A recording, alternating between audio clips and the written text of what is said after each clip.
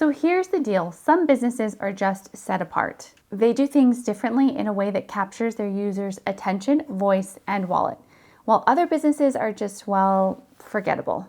In this video, I'm going to highlight some of the simple and practical ways that you can make your business stand out from the crowd. These are things that you can implement right away to create raving fans instead of regular customers. But most importantly, these are the things that other businesses are overlooking, so there is an advantage for you. In my 5 years of owning a business, I have heard a ton of feedback about the customer experience. And when I'm on the other side of a transaction, I'm always gleaning from what businesses are doing and which businesses are actually working to win my business. And if I'm honest, there's some businesses that just do it right. And because of that, I frequent those businesses and I want to become one of those businesses. Don't you? So here's the first way. The first thing that most businesses are not doing that you could do is they are overlooking the element of delight and how important it really is. In 2023, so many people are longing for delight, and in a lot of ways, they are willing to pay a premium for it. A lot of people like to say business is business, but honestly, in my experience, the modern day customer is so much more complex than that. People are longing to be removed from their reality and served like never before. On top of that, people don't want to be seen or treated like a transaction. It's cold, and it's what a lot of other businesses are doing. And we don't want to be that, right? Think about your own experiences as a consumer. Where and when are you willing to either spend or spend more just because you enjoy the overall experience? It could be a restaurant or a product that you purchased, but I'd venture to say that the ones that you pick that stand out likely have a layer or element of delight. One thing you'll hear me talk about a lot is the customer experience. So here's what this is. As a small business owner, you want to step into the shoes of your customer, the person on the other end of a transaction, and really assess what is the overall experience you are providing this customer from start to finish. What you want to think about is not just delivering the product or service, but how you are making the customer feel along the way. As humans, we are driven by emotion. So if you can find a way to emotionally connect with that customer, it will pay off for you in the long run. You want to identify all of the ways within your customer experience that you can make the customer feel delighted or well taken care of. That embodies the customer experience.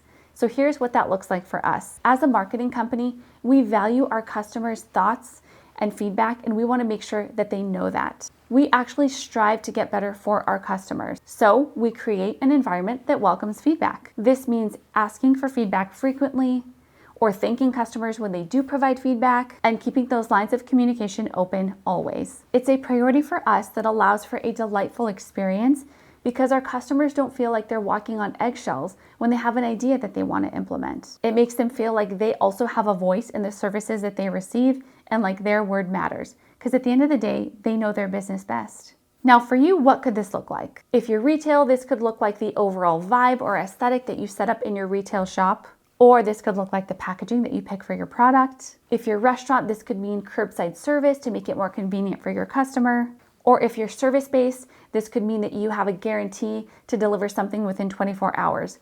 Whatever it looks like for you, just know that not a lot of businesses are taking the time to do this. So this is a tremendous opportunity for you. Please assess your customer experience. The next thing that you can do to set your business apart is have professional processes and procedures in place that make it easy to do business with you. So here's the deal. I'm old enough to have 20 years in the workforce, but also young enough to understand the ever-changing digital world. And here is what I have observed. Not all, but many millennial and Gen Z business owners haven't had the opportunity to learn some of these old-fashioned, old-school business skills. So here's the problem with that. If you ever plan to do business with these older generations, who happen to be the generations with the most expendable income, by the way, there is an expectation of how to do business that, if not met, might be met with contention. Nobody ever really talks about this, and we feel like it needs to be talked about. If you have a story of where you have had a situation or an experience from working with someone from a different generation, please make sure to share that in the comments. We would love to hear what your experience has been. So back to the types of systems that you might need. To start off, you will need an onboarding and offboarding system if you are service-based. This might sound fancy, but honestly, it's really simple. It can be as simple as once you secure a client or a new customer, you send them an email with the steps of what to expect or what I need to get started. This will not only give them the security that you are working on their project, but it will also set you some accountability because you now have a list of the things that you're going to complete on their behalf. Speaking of signing somebody up, you definitely want to make sure that if you are service-based, you have some type of agreement in place with your customers. And if you can have them sign this digitally, that's even better. You're making it easy to do business with you. If you don't have e-signing in place, I recommend a program called HoneyBook. It's the one that we use, and I've included a link to it in the description where you can get a free trial so you can see if it's something that could work for you. If you don't have a service agreement in place, there are some different places where you are able to get one. The first is finding some customizable service agreement templates online, which I say customizable as the most important factor because you will need to go through and read it and make sure that the terms are what you need. Another avenue to get service agreements is to hire a small business attorney who can draft one up for you. Now, some other ways to make it easy to work with you. Let's say you are a hairstylist. Make it easy to book or make online booking available to your customers. Or if you are more product-based, make sure that your online website is actually functional and easy to navigate. Think of the ways that you can reduce friction for somebody to do business with you. For a lot of people, friction equals not good and that there's little value there. So make sure that you are creating a seamless customer experience that is both professional and structured. The next thing that you can do to set your business apart is start building strong relationships and networks the old-fashioned way. Again, something I have witnessed from millennials and Gen Z is that face-to-face contact and networking is absolutely cringe-worthy. But here's the truth about that. Until we are doing business with only Gen Z and millennials, we need to be the dynamic ones or we're going to get left behind. And although it might feel out of place or a bit uncomfortable to network, it is one of the fastest and cheapest things that you can do to grow your business now. Here's what I know from direct experience. Referrals are still king, especially in small communities. It's simple, and here's how it works. You start to build relationships with people who send you business and vice versa. After you do this several different times with several different people, you eventually have a steady stream of business coming your way. So you're like, okay, Lorene, I'm interested in networking. Tell me how this all works. What are practical things I can do to network? So the easiest and most practical thing that you can do is join a local chamber of commerce. All local chambers have things like classes and workshops and networking events where you can go and meet other local business owners in a very controlled and organized way. From there, you are able to pass out some business cards, also collect some business cards, and exchange basic business information. After you get several business cards, you go back to your desk, get to your email, and start sending out some follow-ups, just thanking people for their time, letting them know how nice it was to meet them today. Now, after that, you can go to your LinkedIn page, make sure that you find and follow these people so that you get to stay top of mind.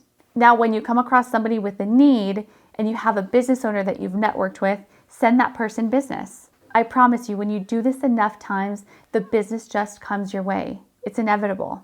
Take this from me. We have built amazing strategic alliances around our city, and I'm serious when I say the marketing company doesn't have to do any paid marketing. Majority of our business is coming from referrals. The same could be true for you, friend. So when you have the opportunity, pass out business cards, ask questions, learn about others. Try to walk into a room and bring value and solutions, knowing it might not pay off right away, but those relationships will pay off in the end. Now, before I jump into the next one, can you guys do me a favor, help us this out and go like or comment on this video? It really helps the algorithm to make sure that our content is showing up for other business owners like you. The next and most important thing that you can do is embrace your smallness. Here's what I mean by that. In 2023, most businesses are talking about how to be bigger, serve more customers, grow, operate bigger, but nobody is really talking about the advantages of being a small business owner. Here is what I absolutely love about being a small business owner. You have the ability to curate everything. I think of the David and Goliath story. David was super small compared to this gargantuan guy named Goliath. He was definitely the underdog. All the odds were stacked against him. But here's what I love about this underdog story. One of the main reasons that David was the victor at the end of this story is because he was small. And do you know why? Because small means nimble. Small businesses have the ability to move around and pivot in ways that other large companies just can't. Small businesses can implement changes on the drop of a dime. Small businesses don't have boards of directors or shareholders that need to approve the decisions that they make internally.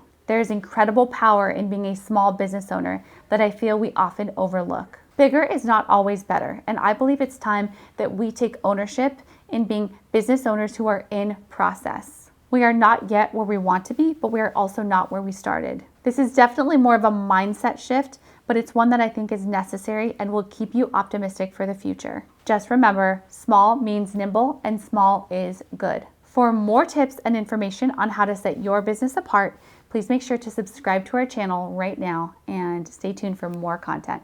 Until next time.